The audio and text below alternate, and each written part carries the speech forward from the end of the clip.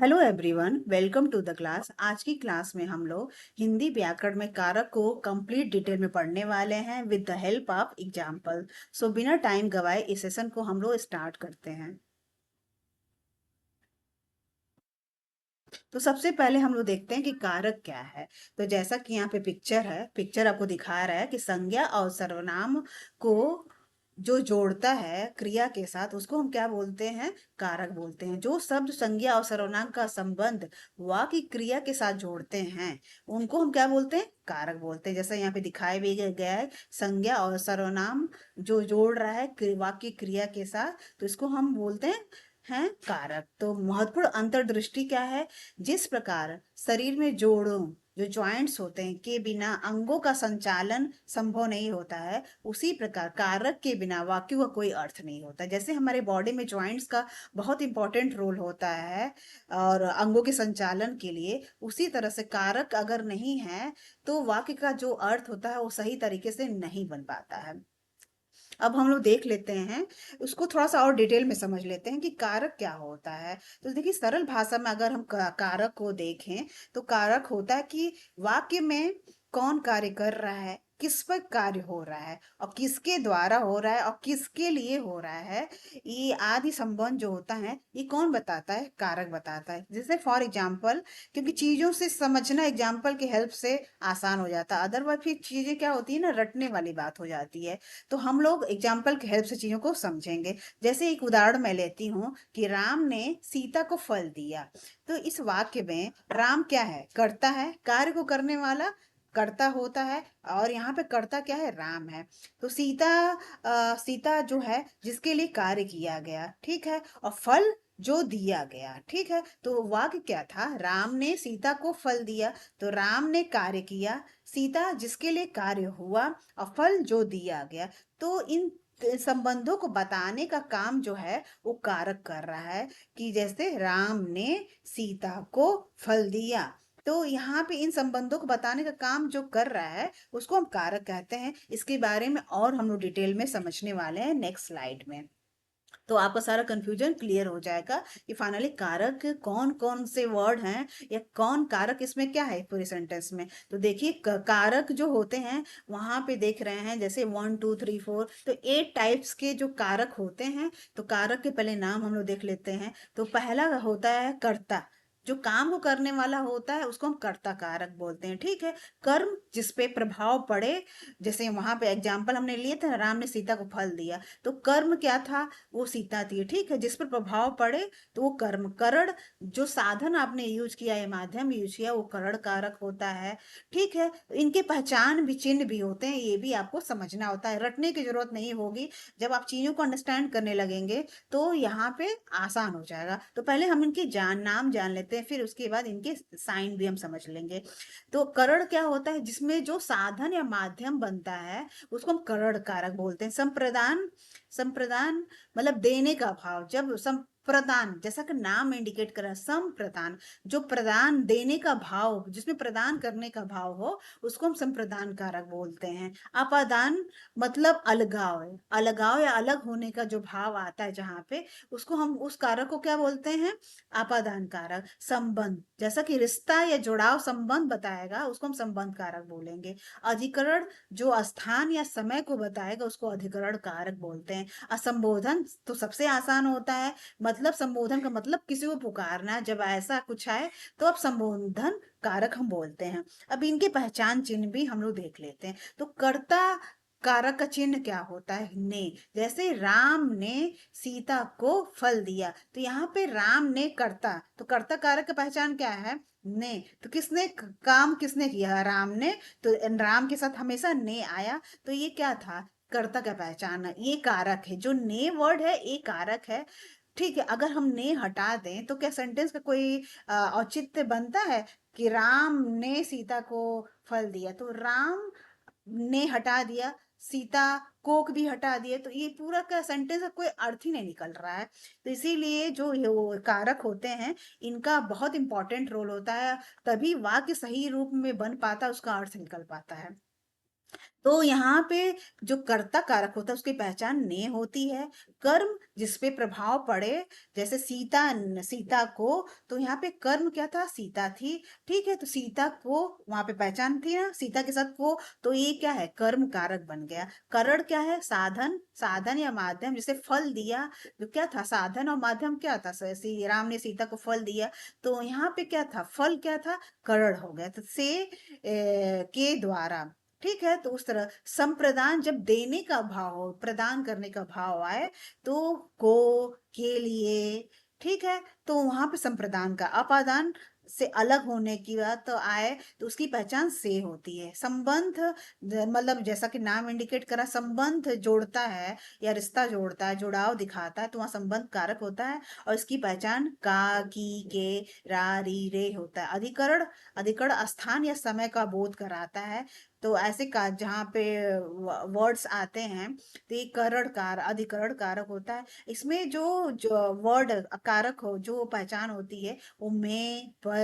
संबोधन, पुकारना, तो संबोधन के लिए हे, अरे, ओ, ये क्या होता है, संबोधन होता है, तो संबोधन कारक सबसे आसान होता है। और कर्ता, कर्म, कारण, कारक भी बहुत आसान हो, लेकिन बाकी सब चीजों पे आपको थोड़ा सा देखना पड़े, बट इस वीडियो में आपको सारा कंफ्यूजन क्लियर मैं कर दूंगी, और आपको दोबारा से फिर कभी कंफ्यूजन नहीं रहेगा। नेक्स्ट हम देखते हैं कि मुख्य क्रिया, कर्ता और कर्म। तो कर्ता क्या होता है, क्रिया को करने वाला क्या होता है, कर्ता होता है। इसकी पहचान क्या होती है, ने। जैसे राम ने रोटी खाई, तो यहाँ पे राम के साथ कौन सा वर्ड आया, ने, तो इस तरह कर्ता क्या हुआ, राम। ठीक है, तो आपको कंफ्यूजन क्लियर हो गया होगा। जो जो मुख्य क्रिया, और देखिए कर्ता और कर्म, तो क्रिया को जो करने वाला होता है हम जानते ही हैं, उसको कर्ता बोलते हैं। और यहाँ उसकी चिन्ह होती है ने, तो राम ने क्या की, रोटी खाई, तो यहाँ पे जो ने है एक कर्ता कारक है। ठीक है, कर्म कारक क्या होता है, अब हम देखते हैं। कर्म जिस पे क्रिया का प्रभाव पड़े, तो उसका चिन्ह को, जैसे राम ने किसको मारा, रावण को मारा, तो जब आप सेंटेंस को तोड़ेंगे, तो आपको आंसर कारक का मिलता जाएगा। तो राम ने किसको मारा, रावण को मारा, तो यहाँ पे रावण को, तो यहाँ पे जो को वर्ड है, वो क्या है, कर्म कारक है। तो आप देख रहे हैं ना कि और जो संज्ञा और सर्वनाम को क्रिया से जो जोड़ता है, उसको हम क्या कर रहे हैं, जैसे रावण ने किसको मार, रावण ने मारा। ठीक, तो मारा क्या है, क्रिया है, रावण क्या है, आपका संज्ञा है। तो यहाँ पे दोनों के बीच जुड़ाव का काम कौन कर रहा है, को कर रहा है ना, तो यहाँ पे को क्या है, आपका कर्म कारक है। अब हम देखते हैं करण और संप्रदान। तो करण कारक में क्या होता है, मीडियम होता है, क्रिया का साधन, जिसके हेल्प से, साधन से या मीडियम से काम को किया जाता है, क्रिया का जो काम किया जाता है, उसको हम क्या बोलते हैं, करण कारक। तो इसका चिन्ह क्या होती है, से। जैसे इस एग्जाम्पल में वह कलम से लिखता है, तो किसके हेल्प से लिखता है, कलम से, तो यहाँ पे से क्या है, या कलम के द्वारा लिखता है, तो यहाँ पे क्या है, से वर्ड जो है, ये क्या है, एक माध्यम है, जो मीडियम है, जो कि संज्ञा को और क्रिया को आपस में जोड़ रहा है। ठीक है, तो यहाँ पे जो से है, करण कारक है। ठीक है, अब संप्रदान, जब ऐसा कारक जो कि प्रदान, जहाँ पे प्रदान की करने वाली भाव आए, जब प्रदान करने का मतलब किसी को गिफ्ट देने का या गिविंग का जहाँ पे बोध कराए, तो उसको हम संप्रदान कारक बोलते हैं। जैसे इसका चिन्ह होता है को, के लिए, जैसे राजा ने गरीब को धन दिया, तो यहाँ पे गरीब को धन दिया, तो यहाँ पे क्या है, राजा क्या कर रहे हैं, धन दे रहे हैं, एक गिविंग का भाव आ रहा है ना, गरीब को धन दे रहे हैं, तो गिविंग का भाव आ रहा है। और यहाँ पे जो वर्ड कौन सा है जो जोड़ रहा है संज्ञा को और क्रिया के साथ, तो को वर्ड यूज हो रहा है, तो गरीब को, तो यहाँ पे को जो है संप्रदान कारक है। अब अपादान का मतलब होता है अलगाव का बिंदु, जहां से चीजें अलग हों, वहां हम बोलते हैं आपका अलगाव, तो अलगाव का बिंदु। जैसे मुख्य उदाहरण, जैसे उदाहरण हम देखते हैं, पेड़ से पत्ता गिरा, तो जो पत्ता है पेड़ से अलग हो रहा है, अलगाव, सेपरेशन की फीलिंग आ रही है, तो ये क्या है, पेड़ से पत्ता गिरा, तो पत्ता अलग हो गया, तो इसका मतलब पेड़ से पत्ता अलग हो गया, तो यहाँ पे नेचुरल सी बात अपादान कारक है। ठीक है, तो ये हुआ, लेकिन कई बार कुछ अब इसके अपवाद भी होते हैं, ये भी आपको पता होना चाहिए। तो यहाँ पे देखिए मैंने दिया हुआ है, कई बार क्या होता है, जो फियर की फीलिंग होती है, डर की, और तुलना की जाती है और लर्निंग की जाती है, ये भी क्या होता है, अपादान कारक ही होता है। कई बार ऐसे रिलेटेड क्वेश्चन पूछ लिए जाते हैं इसमें लोग बच्चे कंफ्यूज जाते हैं। तो डर की फीलिंग, डर की जो फियर होती है, ये भी अपादान कारक ही होती है। जैसे फॉर एग्जाम्पल, वह कुत्ते से डरता है, ठीक है, तो डर वाली जो फीलिंग है ना, किससे डरता है, कुत्ते से डरता है, तो यहाँ पे ये अपादान कारक होगा, ठीक है।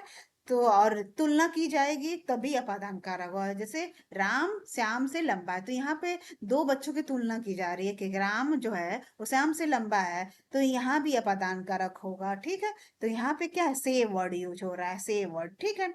और लर्निंग, जैसे छात्र गुरु से पढ़ते हैं, तो यहाँ पे क्या है, छात्र जो है किससे पढ़ते हैं, गुरु से। तो जब भी कोई चीज लर्न की जाएगी, तुलना की जाएगी और डर का भाव रहेगा, वहां भी अपादान कारक होगा। ये 100% आप लोगों को कंफर्म होनी चाहिए, क्योंकि इससे रिलेटेड क्वेश्चन हर बार पूछ लिए जाते हैं और फिर बच्चे गलत कर देते हैं। और या कोई भी एग्जाम आप दे रहे हैं, हिंदी आ रही है, तो उसके लिए बहुत इंपॉर्टेंट है ये। अब नेक्स्ट क्वेश्चन हम देख लेते हैं, द से डिलेमा। तो द कई बार वर्ड होता है, से वर्ड जो होता है वो आपको कई बार क्या कंफ्यूज कर देता है, ठीक है। तो उन दोनों में कैसे अंतर हम समझेंगे, जैसे करण कारक और अपादान कारक। तो अपादान कारक में भी हमने देखा ना, एग्जाम्पल हमने देखा कि पेड़ से पत्ता गिरा, तो यहाँ पे से वर्ड था। और करण कारक में भी क्या होता है, से आता है। तो जैसे यहाँ पे से का प्रयोग क्रिया को करने के लिए, करण का मतलब क्या है, जिसके हेल्प से कोई क्रिया की जाती है। जैसे राम कलम से लिखता है, तो यहाँ भी से वर्ड आया, बट यहाँ पे कलम के हेल्प से क्या करता है, राम लिखता है, तो यहाँ पे करण कारक है। और पेड़ से पत्ता गिरा, यहाँ अपादान कारक है, बट दोनों में का जो पहचान चिन्ह था वो से ही था। तो आप कंफ्यूज हो जाएंगे, एग्जाम में ऐसा होता है। तो आपको पता रहना चाहिए कि जैसे यहाँ पे आपको समझ, अगर कॉन्सेप्ट क्लियर कि जब किसी चीज के हेल्प से कोई काम की जाती है, जैसे चाकू से फल काटा, तो यहाँ पे चाकू माध्यम है फल काटने का, तो आप समझ जाएंगे कि यहाँ पे करण कारक है। लेकिन अगर आप देखेंगे कि हाथ से चाकू गिरा, तो यहाँ पे क्या है कि हाथ से जो चाकू अलग हो रहा है, तो ये क्या है, अपदान कारक होगा। तो आई होप आप लोगों को चीजें अच्छे से क्लियर हो गई। जब भी किसी चीज के हेल्प से कोई काम की जाती है, तो उसको हम करण कारक करते हैं, क्योंकि वहां पे माध्यम की बात की जा रही है कि चाकू के हेल्प से फल काटा। लेकिन जब कोई चीज अलग होती है, जैसे हाथ से चाकू गिर गया, तो यहाँ पे हाथ से चाकू अलग हो गए, तो यहाँ पे अपदान कारक होगा। अब हम को वर्ड का डिलेमा देखते हैं। तो कर्म और संप्रदान कारक में भी को वर्ड कॉमन आता है। तो कर्म में क्या होता है, नियम क्या है, क्रिया का सीधे प्रभाव कर्म पे पड़ता है, इसमें कुछ भी दिया नहीं जाता है, ठीक है। जैसे कर्म में कुछ दिया नहीं जाता है, जैसे पुलिस ने चोर को पकड़ा, तो यहाँ पे को वर्ड क्या है, ये पहचान है कर्म कारक का, ठीक है। दूसरा हम देखते हैं संप्रदान कारक में, जब कोई वस्तु हमेशा के लिए दान दी जाए या किसी के लिए कुछ किया जाए, जब किसी के लिए कुछ करते हैं तो हमेशा के लिए कर रहे हैं, जो कि आप वापस नहीं ले रहे हैं। जैसे आप दान देते तो वापस तो नहीं लेते हैं ना, या गुरु शिक्षक को ज्ञान देते हैं तो वापस लेने के लिए तो नहीं करते हैं ना। तो इसीलिए जो चीज दान दी जाए या कुछ ऐसा चीज किया जाए जो हम वापस नहीं लेते हैं, तो उसको हम क्या बोलते हैं, संप्रदान। जो प्रदान की जाए और कभी वापस न ली जाए, उसको हम संप्रदान कारक। लेकिन दोनों वर्ड में, दोनों कारक में क्या वर्ड कॉमन आ रहा है, को आ रहा है। तो आपको कंफ्यूज नहीं होना है। तो पुलिस ने किसको पकड़ा, चोर को पकड़ा, ठीक है। तो यहाँ पे एक कर्म है, ये कर्म कारक है, ठीक है। क्योंकि पुलिस जो है चोर को पकड़ रहा है, क्रिया का सीधा प्रभाव कर्म पे पड़ता है। पुलिस ने किसको पकड़ा, चोर को पकड़ा, इसमें कुछ भी दिया नहीं जा रहा है, ठीक है। लेकिन यहाँ पे गुरु ने शिष्य को ज्ञान दिया, तो गुरु जो होते हैं शिष्य को ज्ञान देते हैं, लेकिन वापस लेने के लिए ज्ञान नहीं देते हैं। तो इसमें दान दी जा रही है, ठीक है, ऐसा दान जो वापस न ली जाए, ठीक है। तो ये क्या है, संप्रदान कारक। तो टेट रामबाण नियम क्या है, यदि वाक्य में कुछ हमेशा के लिए दिया जा रहा है, जैसे भिक्षा या दान, तो हमेशा संप्रदान होगा, ठीक है। आई होप आप लोगों को चीजें अच्छे से समझ आ गई होंगी। अगर आपको अच्छे से नहीं समझ आए तो आप दोबारा से इस वीडियो को रिपीट करके देख लेना। और उस पे मैं हर टॉपिक पे रिलेटेड मैं एमसीक्यूज भी बनाती हूँ, तो एमसीक्यूज भी डालूंगी ये कारक पे। तो 15 क्वेश्चन का एमसीक्यूज मैं जब लाऊंगी और उससे क्वेश्चन आपको क्लियर बहुत अच्छे से एक्सप्लेन करूंगी, तो सारे कंफ्यूजन आपके क्लियर हो जाएंगे।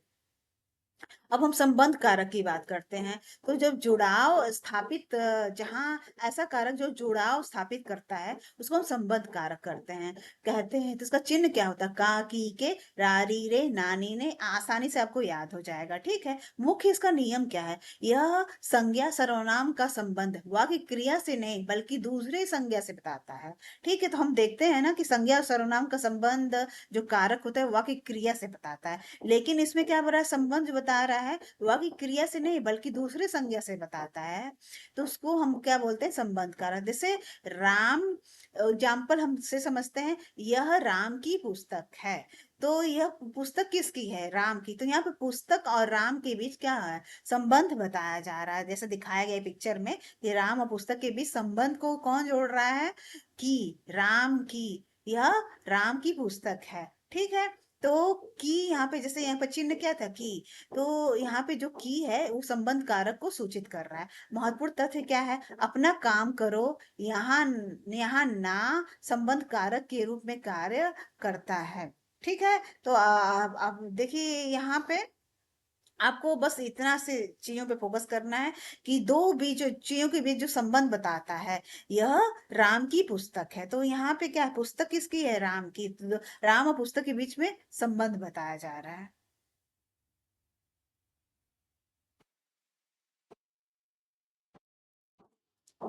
अब हम नेक्स्ट देखते हैं अधिकरण कारक। आधार, अधिकरण मतलब जैसा कि नेम बता रहा है, आधार और समय। अधिकरण, तो आप इस चीजों को जैसे इसमें बताया गया ऐसे ही याद करने का प्रयास करिएगा। अधिकरण, आधार और समय। इसका चिन्ह क्या होता है? में, पर। अवधारणा, क्रिया के होने पर आधार, बेस, स्थान और समय को ये क्या बताता है, ठीक है। तो क्रिया के होने पर ये क्या बताता है? आधार, ठीक है। आधार, समय और स्थान बताता है। स्थान क्या है? पक्षी पेड़ पे बैठे, पक्षी कहाँ बैठे हैं? तो पेड़ पे बैठे हैं, तो यहाँ पे स्थान का बोध हो रहा है। मछलियां कहाँ हैं? जल में हैं, तो ये भी स्थान बता रहा है। प्लेस, समय, टाइमिंग की बात करें हम, परीक्षा मार्च में होगी, तो यहाँ पे समय हमको बताया जा रहा है कि परीक्षा कब होगी? मार्च में। तो समय को दर्शाया जा रहा है इस सेंटेंस के माध्यम से। और ये पक्षी पेड़ पे बैठे हैं तो स्थान का बोध हो रहा है। तो ये क्या है? अधिकरण। अधिकरण का मतलब जो आधार, जो स्थान, आधार और समय के बारे में बात करें तो अधिकरण कारक है। अब हम संबोधन कारक देख लेते हैं। संबोधन कारक जैसा कि नाम है, संबोधन मतलब पुकारना या सचेत करना। और ये सबसे आसान है, अरे, ओ, अजी। तो उदाहरण किसी को बुलाने, सचेत करने या ध्यान आकर्षित करने के लिए इसमें विस्मय आदि बोधक चिन्ह का प्रयोग होता है। हे प्रभु, मेरा पुकार सुन लो। तो मतलब हे प्रभु, हम भगवान को संबोधित कर रहे हैं। अरे भाई इधर आना। तो यहाँ पे क्या है? विस्मय आदि बोधक चिन्ह का प्रयोग भी होता है, हम संबोधित भी कर रहे होंगे। तो ये तो सबसे आसान कारक है। आई होप आप लोगों को चीजें समझ आ गई होंगी। अब टेट हैकर नोट्स क्या है? तो इसमें हम देख लेते हैं शून्य विभक्ति। कई बार वाक्यों में कारक चिन्ह जो होते हैं, परसग छिपा होता है, इन्हें शून्य विभक्ति कहते हैं। तो कई बार मतलब क्या होता है, जो सेंटेंस ऐसा होता है कि उसमें जो कारक छिपा होता है, तो कई बार लोग कंफ्यूज हो जाते हैं कि कारक तो है नहीं। तो ऐसा नहीं, छिपा होता है, उसको कई बार हमें ऐसे क्वेश्चन करके, क्रॉस क्वेश्चन करके समझना पड़ता है। जैसे वाक्य है, राम घर घर जाता है। तो इसमें क्या कारक है जो छिपा हुआ है? हम ऐसे भी बोल सकते हैं राम घर जाता है, दूसरे तरीके से भी बोल सकते हैं राम घर को जाता है। तो यहाँ पे क्या है? जो कर्म कारक, राम जो है करता है, ठीक है। तो यहाँ पे जो कर्म कारक है, को वर्ड है वो छुपा हुआ है। तो यहाँ पे हम क्या बोलेंगे? को क्या है? क्या है? कर्म कारक है। तो रहस्य क्रैक करें कैसे? सही कारक पहचानने के लिए क्रिया से पहले किसको या किससे लगा के प्रश्न पूछे। जब कारक छुपा होता है तो जो क्रिया यहाँ पे क्या है, जाता है, उससे पहले आप क्वेश्चन करें किसको या किससे, क्वेश्चन आप पूछते हैं तो आप समझ जाएंगे। और ये सारी चीजें प्रैक्टिस से हो जाती हैं, रटने से कई बार आप रट लेंगे, फिर एग्जाम में जाके आप भूल जाएंगे। जैसे एग्जाम्पल था कि राम घर जाता है, तो आप क्वेश्चन पूछेंगे राम कहाँ जाता है, या कॉमन सेंस है कि राम घर को जाता है, तो यहाँ पे कर्म कारक एक वो वर्ड छिपा हुआ है। अब इसके इंपॉर्टेंट पीवाईक्यूज भी देख लेते हैं। तो हे प्रभु मेरी पुकार सुन लो, इस वाक्य में कौन सा कारक है? यूपी टेट 2018 में क्वेश्चन पूछा गया था। तो हे प्रभु, जैसा कि यहाँ पे भगवान को पुकारा जा रहा है और विस्मय आदि बोधक चिन्ह भी यूज हुआ है, तो ये संबोधन का कारक है। नेक्स्ट क्वेश्चन, चूहा बिल से बाहर निकला। तो यहाँ पे चूहा क्या है, बिल से बाहर हो निकला, मतलब बिल से अलग हो रहा है। तो निश्चित जब चीजें अलग होती हैं तो वहां पे अलगाव की भाव होती है, तो उसको अपादान कारक बोलते हैं। राम ने श्याम को पुस्तक दी। तो यहाँ पे जब कोई चीज दान में दी जाती है या किसी के लिए कुछ ऐसा किया जाए जो वापस न ली जाए, तो उसको हम क्या बोलते हैं, संप्रदान कारक बोलते हैं। तो आंसर विल बी संप्रदान। अब हम लोग 1 मिनट क्विक रिवीजन देखेंगे। जो कारक जो होते हैं, कर्म कारक कारक की बहुत सारी पहचान होते हैं।